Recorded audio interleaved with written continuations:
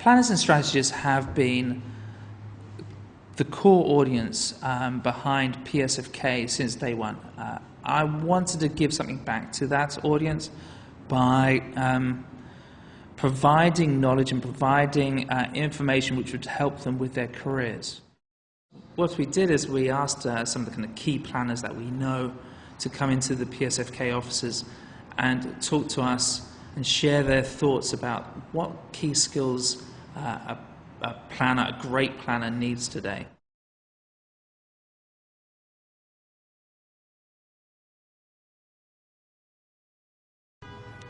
Creativity is at the core of what a planner needs to do, is the ability to transform things into something that's really interesting, that actually looks at it from a different point of view on what has happened before, you know? So, and creativity is, I see it as actually, not necessarily as just a talent, but actually a way to approach the world. But creativity cannot happen unless you're just open to anything that is and could be. Intuitive problem solving is what makes the magic happen. Being able to come to an idea, to see possibilities, to get it, is something that is amorphous. It is intuitive. You kind of get it, and some people do and some people don't. And for a planner, a good planner always gets it. They always have that emotional intelligence. They always have a keen intuition about people, about ideas, about possibilities. I think there's a certain degree of preparation that leads to comfortableness in intuitive problem solving, and so it's not just about data analysis, and it's not just about sort of what we understand and how we put pieces together, but rather people's ability to kind of leap to intuitive solutions that are clever and interesting.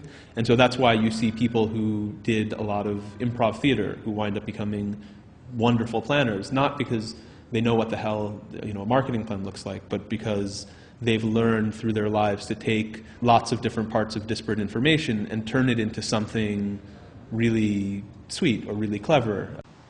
It's important as a planner that you can look at all of the data that's available to you in a logical way and organize it and structure it and be able to present that very clearly and powerfully to other people, you know, to bring them along on the journey with you.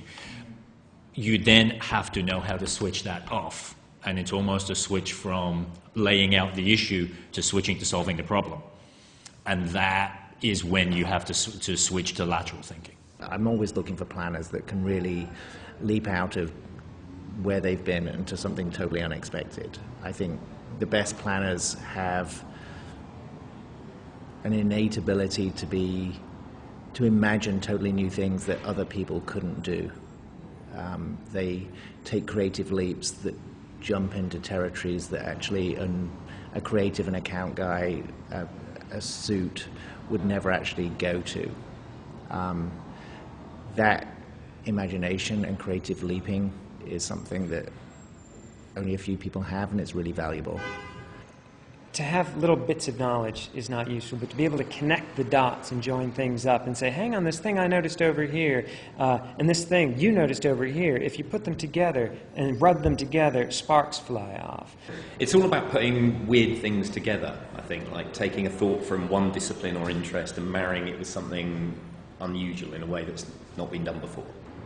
The sort of person that I'm looking for is someone that can make connections in very disparate spaces, because that's how you come up with something interesting versus something that just follows a logic. So logic is a great thing, but actually to come up with something really interesting, you need to break the logic and find some new space, and that's where lateral thinking comes in. What makes a great planner is someone who'll tackle a problem differently, who'll be themselves and bring their own personality to it, and who really will tackle it differently from the way I would.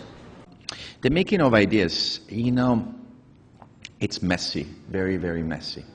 And that's where sometimes I think young planners need a little bit of advice, if I may, which is, it's okay if it's messy. It's okay to evolve every 5 minutes your own thinking. You know, there's sometimes when you're young, you try to prove yourself by trying to be right. And I think the best way to prove yourself is by understanding that being wrong gets to better ideas. And that's really, I mean, I've never seen anything in science, any creation in art, that wasn't a journey of learning and evolution, right? And the journey is not logical, it's not linear, it's messy. It's really messy. I mean, I think the best way to describe creating something is the messiness that it brings along with it. Even more critical today, I think, than ever before, is getting the core idea for the brand right. And once you drill down and get that core idea that really defines what the brand is about and how it behaves, then everything else flows out of that and goes across TV to events, to sponsorships, to theatrical developments, to contact development, videos, whatever. So it's a very, very interesting time where a job has changed, morphed over the years as culture and business has evolved over the years, so has this role of planning.